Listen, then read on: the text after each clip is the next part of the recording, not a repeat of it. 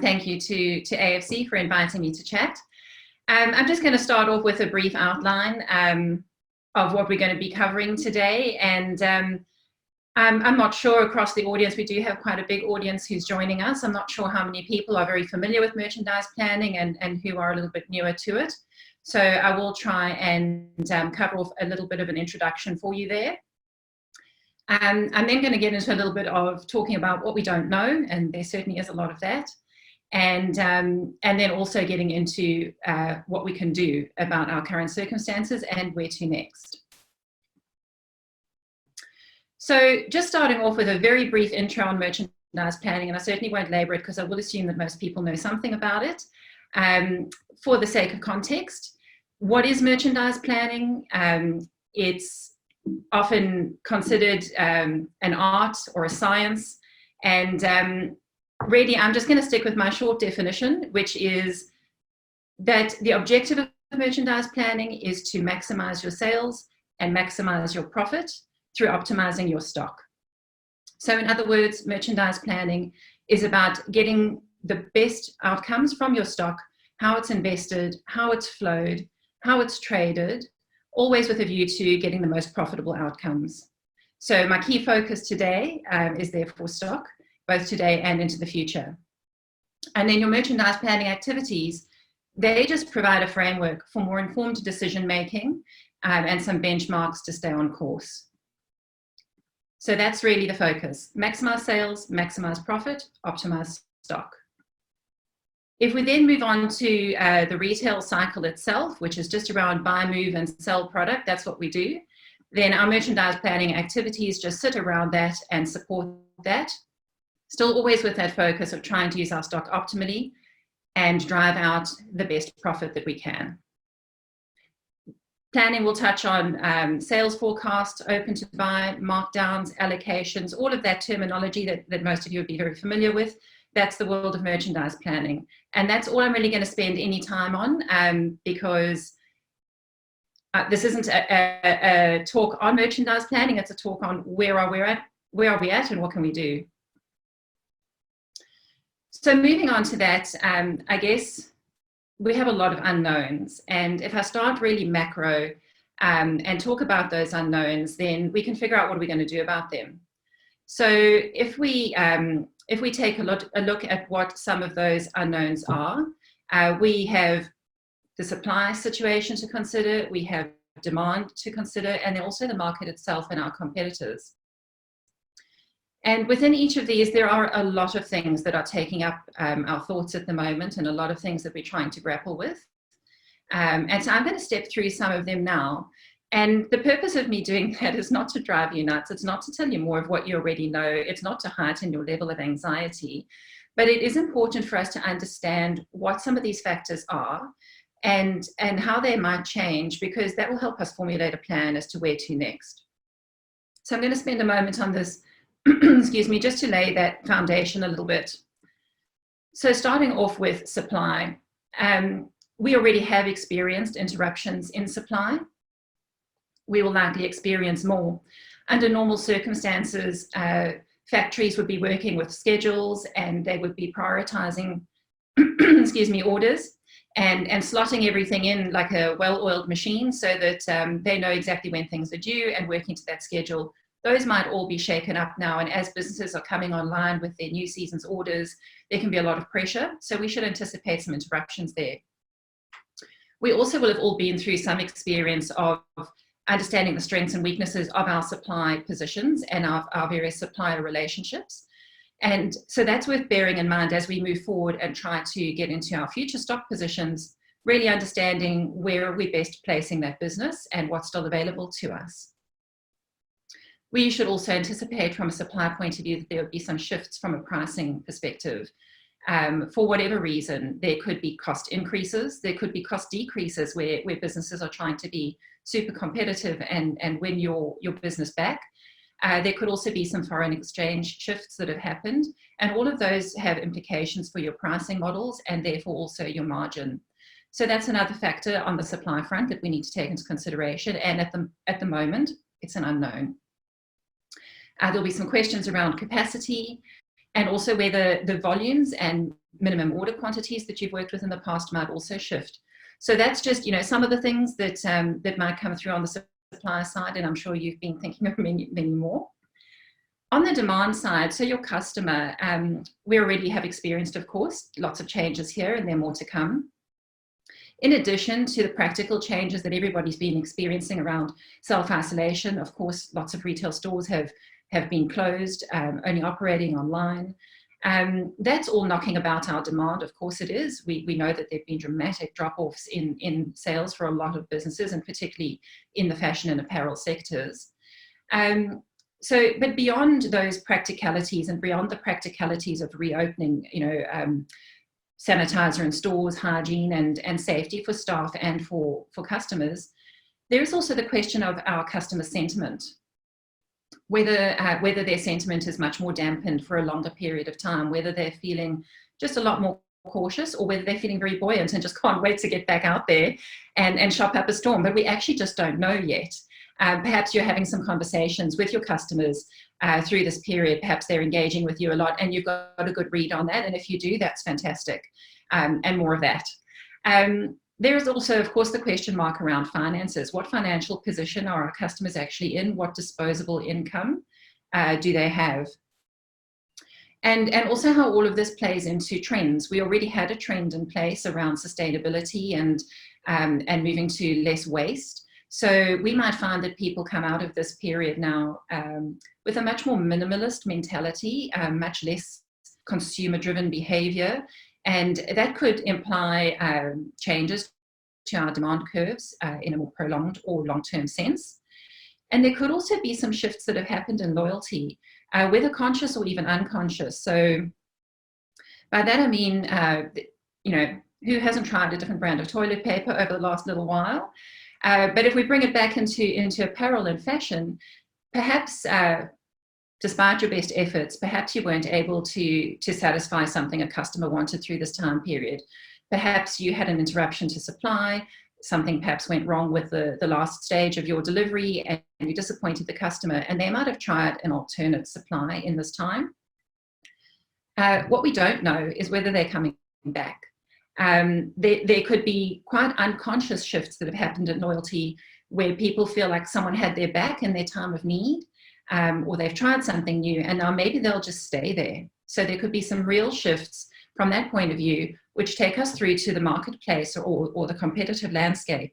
And again, we can expect that there might be some new entrants into our space for that reason that I've just described. Maybe somebody who previously wasn't so much of a competitor has gained some market share because of something particularly innovative that they did during this time.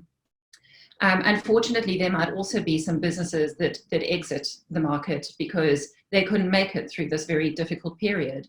And that's not necessarily a reflection on that they were a good or a bad business. It could have just been awful timing. They might have just launched some amazing strategy that they put everything into, and just the timing meant it didn't do what it needed to do, and they just didn't have any buffer left. So whatever the reasons are, there might be businesses that don't come out the other side. And that again is going to shift the whole mix across the market and market share. And of course, we know that businesses have been reinventing themselves through this time. There have been businesses that have upped their online capacity. We've achieved some amazing things across the retail sector in this amount of time, reinventing ourselves, producing different products that are in need and so on. So that reinvention again is going to change that competitive dynamic.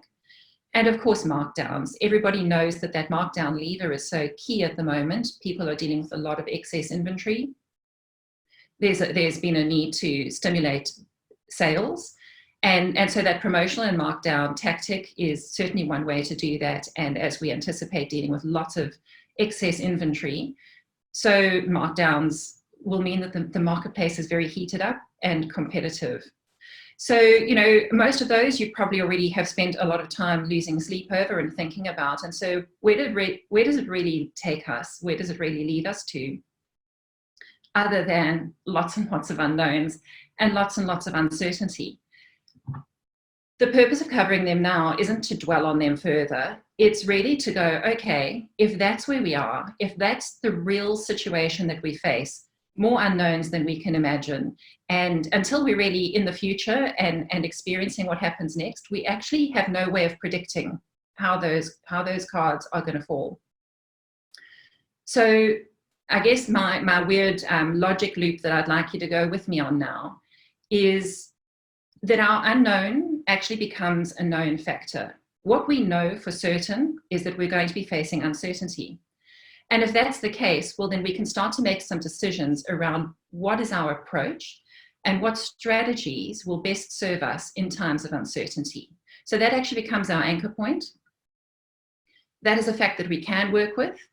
And there are actually strategies and approaches that are well suited to times of uncertainty, certainly from a merchandise planning perspective. You know, I think it's quite common for people to consider merchandise planning to be quite conservative. And yes, we probably do lean that way. But we certainly are also about optimizing and maximizing opportunities. But given that we are moving into a period of great uncertainty, yes, probably we're going to err a little bit on the side of conservatism and a little bit on the side of risk mitigation. So our options, other than to panic, are to move into setting up a strategy. And I'm always a proponent of businesses starting with a clear business strategy, and that's a really fundamental starting point for all of their planning activities. They really all do extend and feed from that strategy. And so if that's not something that you've paid a great amount of attention to, or if you've been thinking with everything changing so rapidly and so many unknowns that maybe strategy isn't important, my take on it is that it's more important than ever.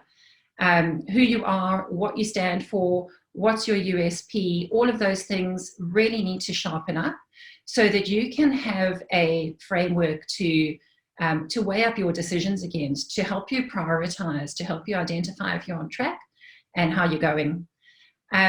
So starting point is still very much strategy, and then scenarios. So that's how flexibility comes into our strategy, by being able to play out multiple different scenarios, and you can start locking and loading some of them now, so that as you start to get new information, you can very quickly respond and make little tweaks and make little corrections and get back on the track of your strategy and your plan. So the importance of that flexibility is really high. We don't want to have a strategy that we're rigidly sticking to, and no matter what's happening around us, we're just sticking to that path. We want flexibility, we want scenarios, and we want to do lots of activities, little bites, more often, so that we keep getting new information in, keep taking small corrective actions. And then what we need to do is build a plan around our sales and our stock and our margins. Now, different businesses have got different structures set up in terms of their actual planning frameworks. So I'm not going to dig into a lot of detail on this. I'm more going to step through some concepts that hopefully will resonate with you and help flavor your thinking as you move forward. The really key thing here is some basic principles that are always true of planning, and perhaps even more so now. And that is to keep it real and to take a balanced approach. So what do I mean by that? I'll start with sales, because to my mind, everything starts with sales. Taking that strategy and interpreting it into a financial plan that reflects that strategy in a sales forecast. And even though we've had a really difficult however many months and however many more to come, and even though we really want to rebound, I really encourage you to be very realistic with your sales plan, very realistic about what could you actually achieve. What is that rate of recovery going to look like? Because one of the big risks as you move forward into this next period is that if you have over-planned or over-anticipated your sales and the rate of your sales recovery, you will buy the stock to support that. And if you've overshot your sales as an over-expected what you're going to achieve, and you've bought all the stock to be able to support those sales and they don't eventuate, you're just going to be sitting with a new stock problem. So you've already potentially got a stock overhang from winter here in Australia, where our trade has been really dampened. You'd have that carryover stock, and then potentially spring summer stock on top of that is just not moving at the rate you expected. So I really encourage you to not put yourselves under pressure to catch up in a fortnight, but to actually pace yourselves and really know what underpins that sales plan. What's really is it based on? What are those marketing plans? What are those strategies across your stores so that it's realistic? And then similarly, as you work into looking at your stock, being really honest with yourself about that as well. So again, we're going to have an overhang of stock from the season that we're in. Some of that stock is still going to be really good, productive stock, particularly your basics and your evergreens. They might not need any markdown activity, and you might be able to go a little bit deeper on those to secure your underlying sales, and then be a little bit lighter on some of the more risk areas. But if your stock is not good stock, if it is aged, if it is way seasonally inappropriate, if it is at the very pointy end of fashion and just not going to look right and not going to send the right message, then I really encourage you to acknowledge that and take appropriate action around that stock, because having it sit there on your books, one, it's tying up cash, and two, that's preventing you from investing into your new season. But three, it's giving you a false sense of security, because that stock will not be productive. It will not drive your sales. It will not drive your profitability. And you'll be looking back in 3 or 6 months' time and wondering why you haven't actually managed to get out of the starting gates. And it's potentially going to be because that stock is dragging you down and you placed value on it that wasn't realistic. What I mean by a balanced approach is bearing in mind that all of your measures are linked. So your sales, your stock, and your margin all hold hands all the time. And when you make a change to one of them, the others are also changing in response to that. So I really encourage you to take a holistic view about how you think about those things and try not pull levers in isolation of each other. Really try and think through what is the knock-on effect of the actions that you're taking. Another one just on that front of taking a balanced approach is also keeping an eye on your dollars and your units, realizing that there is a trade-off between those, and also taking short, medium, and long-term views.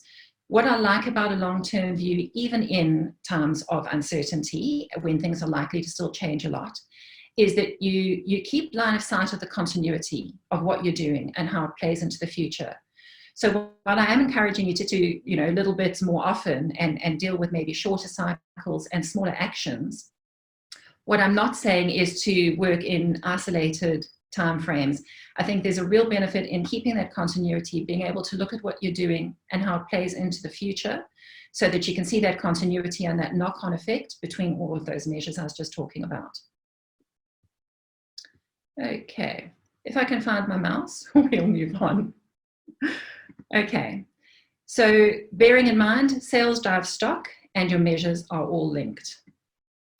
So taking a closer look at your stock then, some of the things to be working through, and I imagine you already are, is what is that stock?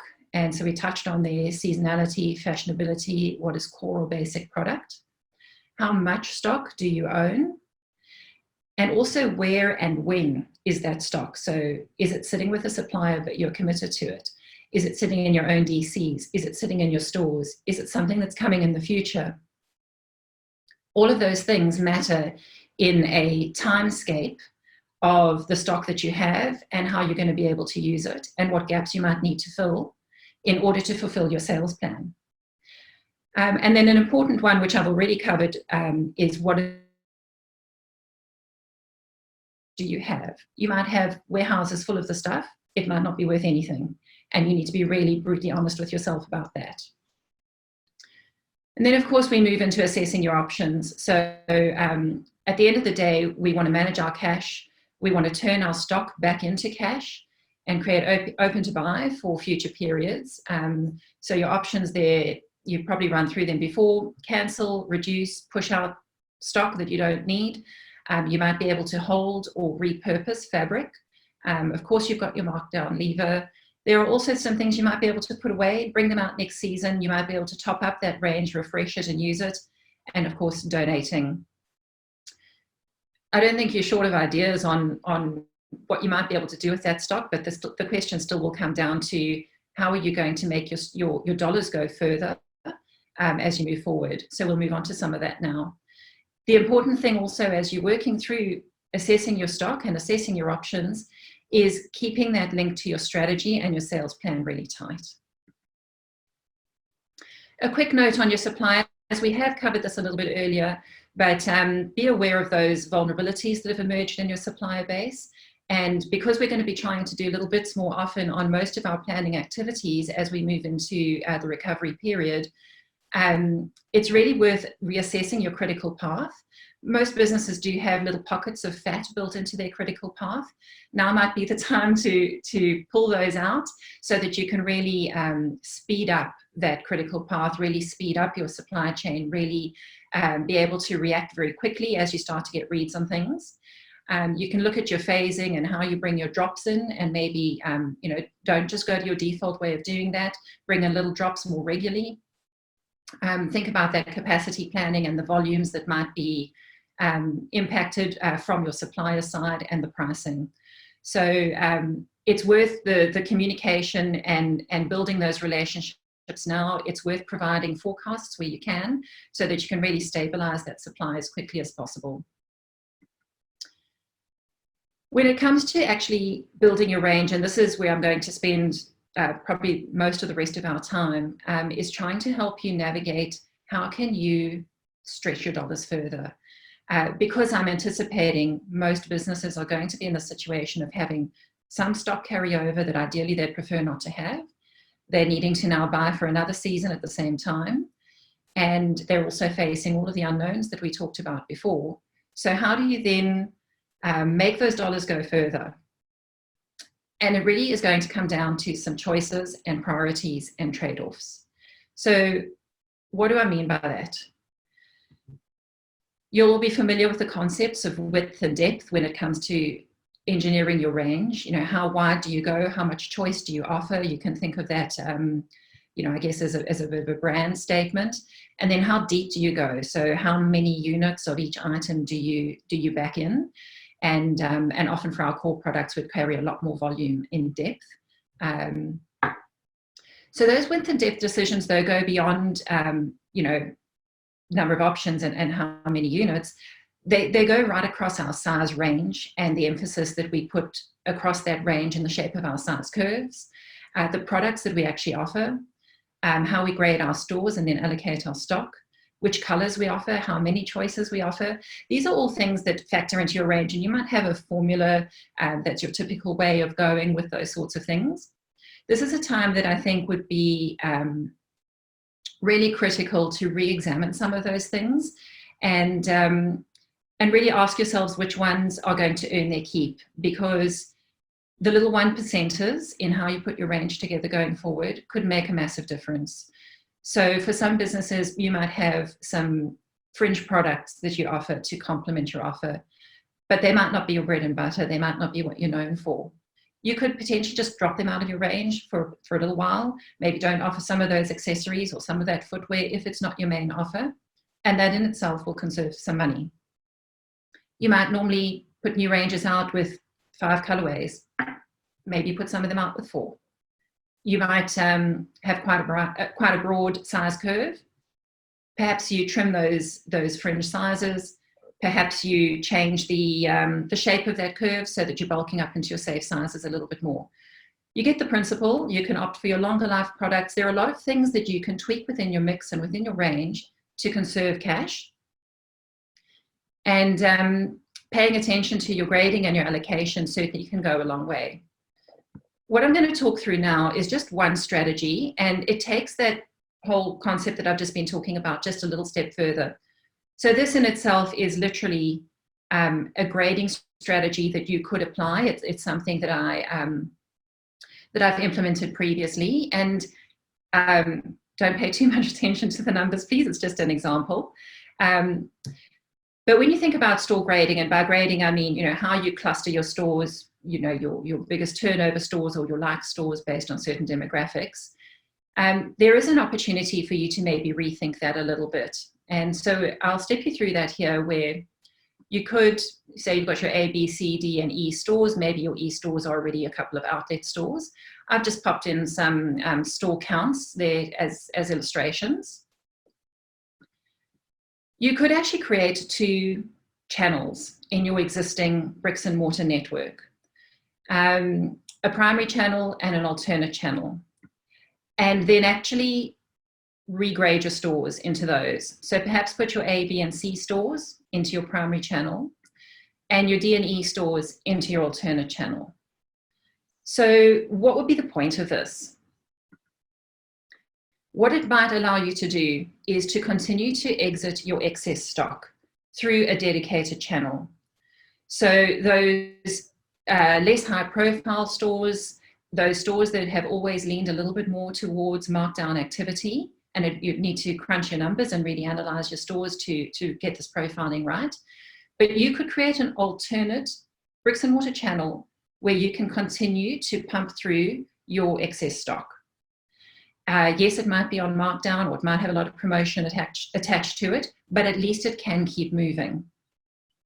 And everything has its price. So yes, it might be out of season, but there could be people who would buy for next season, or I was going to say for travel, but I don't know that we've got travel for a while on the radar. Another reason for this is to reduce your risk. If you are only actually buying your new product for your best stores, your A, B, and C stores, for a short period of time, this is a temporary strategy, you reduce your risk because you're not needing to invest as much product as you ordinarily would, and you're only sending that product to the place where it has the best chance of success. In doing that, you're also conserving cash. So instead of having to spread your buy across your entire store network, you're actually concentrating your buy and where you need to invest new product into a smaller number of stores. What this also allows you to do is back your brand. So those A, B, and C stores can stay on brand, can keep moving forward with newness, while your D and E stores are handling the excess. And what that allows you to do is actually manage your message. So you can, and you would have tons of information to help support this, you can target your messaging to your customers according to demographics, according to how they've shopped before, so that the customers that are going to be likely to go after your new product get one message, and the customers that are your more discount shoppers would go with the other message. So you can actually speak to them quite individually and I guess have a little bit of the best of both worlds through this strategy. I have worked with a lot of businesses in my time, probably close on 100 between my working in my own business and through my career. And without fail, businesses tend to run a little bit overstocked. They tend to over assort when they put a range together. And so I really do think that there is something here that can help you just take the edge off a little bit and make your cash go a little bit further.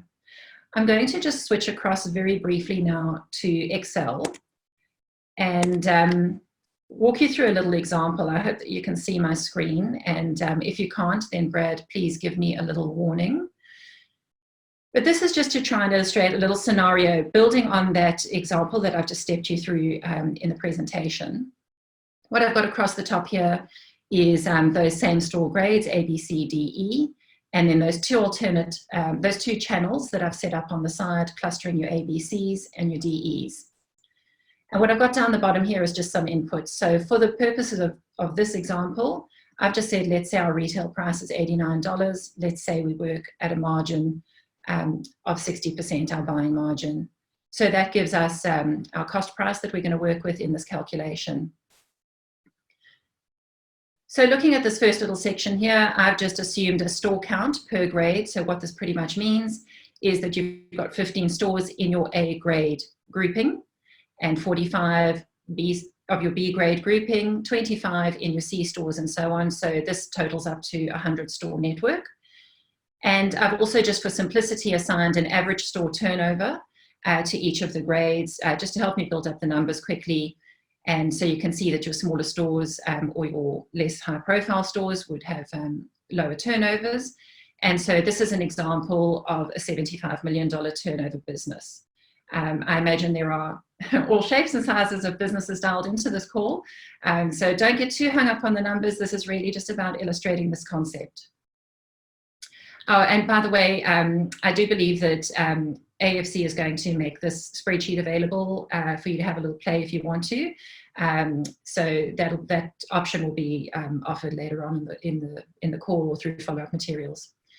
So pretty much what we've got here is we've got our store grades then, and we've got our turnover that goes with them, and we can see approximately then how our sales are distributed across those grades. So if we go on to our next step, this row here is just assigning how many units we might buy per store in that grade. So this is saying 18 here. An A grade store would potentially get 18 units of something new that we're buying. So if we're buying them a scarf, we buy 18. Probably makes more sense across something that actually has a size curve to it, because then you would be buying your full size curve possibly twice over for those stores and then bulking up your most popular sizes. And then as we move down through the stores, through the different store grades, we would be buying less typically for those smaller stores or less fast turning stores. So pretty much what we get to then is if we multiply our store count by the number of units per store, then we can tell how many units we'd be buying in total. And multiplying that through by our cost price, we can get to what would be the cost of buying a new option into your A grade stores, one option in 1 month. And then taking that one step further, we can say, well, if we know that that would be our cost across each of our store grades to buy in a new option each month, then by multiplying that out with how many new options we might drop in, we can see what that's going to cost. So if we look across here, we could say to drop in 12 new options across all of those stores would cost $580,000. And if we split that into our two channels, we can see how that ratio sits. If we said we were going to run the strategy for 3 months, we would just be multiplying these numbers out by 3. And if I take you across here, by not pumping new stock into that D&E channel, like I was talking about before in that little illustration, you actually stand to save $200,000 in this example worth of investment, because you would be pumping your aged stock or your excess inventory through that channel instead. So your first step is a saving there of potentially $200,000 simply by focusing your investment to the stores where you are likely to get your best results. You know, there's the expression, give your best to your best. This is an example. If you tailored your buy to specifically those top stores and keeping your brand integrity switched on, you could save that stock investment. We can take it a little bit further and say, well, what if we changed the options per store instead of giving every store those new 12 options? What if we gave them less and less and less? So in other words, we sharpen up that assortment wedge. Well, again, you can see that there would be savings that come out of that scenario. We can play with these numbers. We can say, what if we had a 50% margin? Then you can see that your saving would be potentially higher. We can say, well, what if I actually introduce 15 new options each month? Well, then you potentially stand to save more. You could say, what if I only ran the strategy for 2 months? And then your numbers will adjust down. So like I say, it's just to put a dollar around this initiative. I'm not saying you must do this. I'm saying it's an option in a time we don't have a lot of options. And this is just an example that illustrates the benefit that you might get from reassessing your grading. But this same principle would apply across your fringe sizes, fringe colors, fringe products, just making those choices and priorities within your range, making sure you tie that back really tightly to your strategy and why is that product being offered and how does it support your brand, making those calls and being a little bit erring on the side of caution, erring on the side of discipline. There is money that you can save by making some small tweaks. So I hope that wasn't too many numbers and didn't hurt your brains. And I hope it's helpful. Like I say, you should be able to get access to that spreadsheet to just model some things and play around for yourselves if you'd like. So back to our PowerPoint, which I hope has popped back up for you now. I'm just going to touch on a few other key concepts that are worth being on the front foot with as you move into our future world. Pricing. So I've already touched on the fact that you might experience some cost price changes because everything's different, because your suppliers are going to find themselves in different circumstances. They're also going to have taken a lot of pain over this period, and they might need to either be fighting hard for your attention, in which case maybe you'll get a cost reduction, or they might just be fighting hard to stay alive, in which case you might be facing cost increases. And the effect of foreign exchange through all of this is also going to make a difference. So I do encourage you to start doing some price modeling so that you can, again, scenarios, get a good view of what would it mean if your prices moved. How much of a cost increase can you actually stand without eroding your margins too far, bearing in mind that you're probably going to have some heavier than usual markdown activities going on. How far can you move your retail prices before you start to affect your unit volumes? There are a lot of dynamics that need to be worked through in the realm of pricing, and I think it's really worth setting up some little templates along the lines of the one I've just illustrated there, yes, on a different topic, but where you can just quickly enter in some numbers and see what it would mean. So you can make decisions quickly, so you can make decisions with confidence, and you can make decisions always with an eye on the impact to your margin. The other thing with markdowns, again, is just because everybody is doing it doesn't mean that you need to. If you've taken a really good look at your stock and you've taken a really sober interpretation and assessment of that stock, then play your own game. Do the markdowns that make sense in your business. Don't worry about what everybody else is doing. Then just onto measures, the measures that we use to monitor our progress, to know how we're performing within planning. We report on sales and margin and stock and markdown and intake and all of those good things. And normally what gives our measures a lot of validity is the reference points that we use when we interpret them. So, just looking at sales on its own, it's very hard to say, are those sales good or bad? Are they getting us where we need to go? So we tend to refer to other things like, well, what were our sales last year? We look at that sales growth, and then we know whether or not we have made progress. We can compare our sales to what sales were originally budgeted. Because we have so much change around us, some of those reference points are not going to be as reliable, at least in the sort of medium term.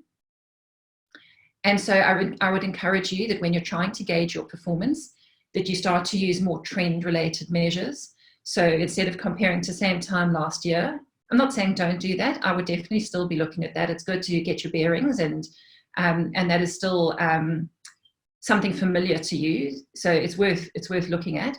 But for your gauge of how are you going and are you actually making progress, just look back at what is your change on the prior week?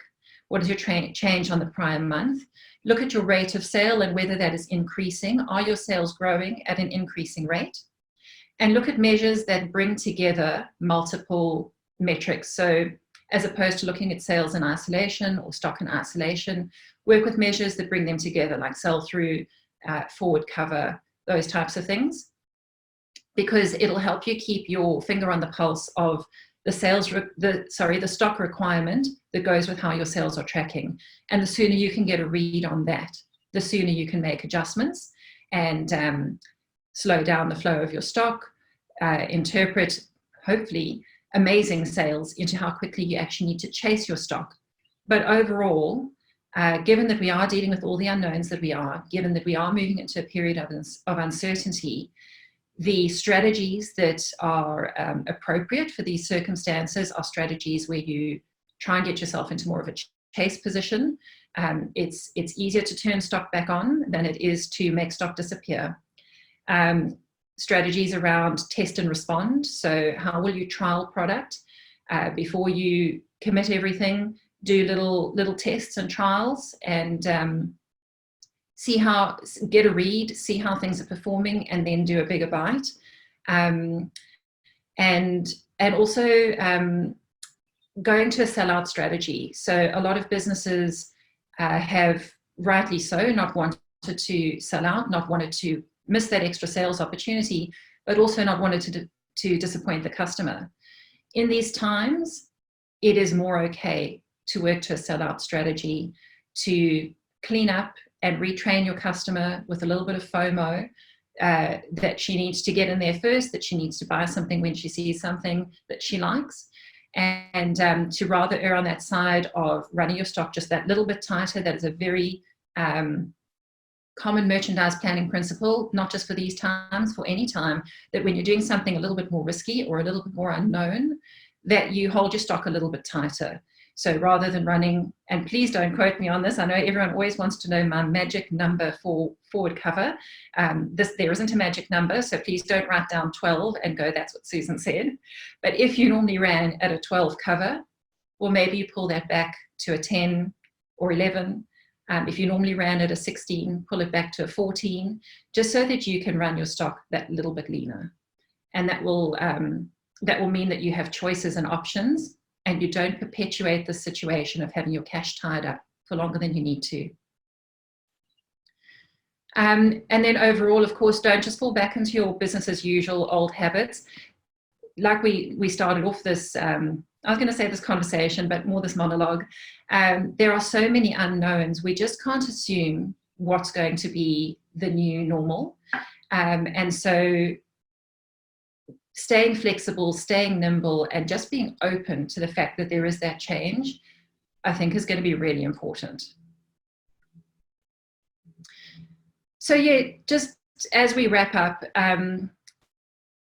merchandise planning language and getting technical with merchandise planning is all good and well, and that's my space. But if you just think about it really simply, your inventory is either an asset or a liability. And in the period that we are in now and the period that we're moving into, this is the type of thing that can make or break you. I don't want to be, overly heavy with that, but for a retail business, their investment in inventory is their single biggest asset, other than, of course, great people. And so it really warrants your attention. And I encourage you to take a holistic view and really think about how you can manage that from a cash perspective and think of your stock as cash, so that when you're making those ranging decisions, don't be too free and easy with your money. So just by way of a quick recap, we just stepped through the reminders of how much we just don't know around our supply, demand, and the market itself. But we've also talked about what we can do, knowing that we're working with uncertainty and the strategies that are appropriate to a time of uncertainty.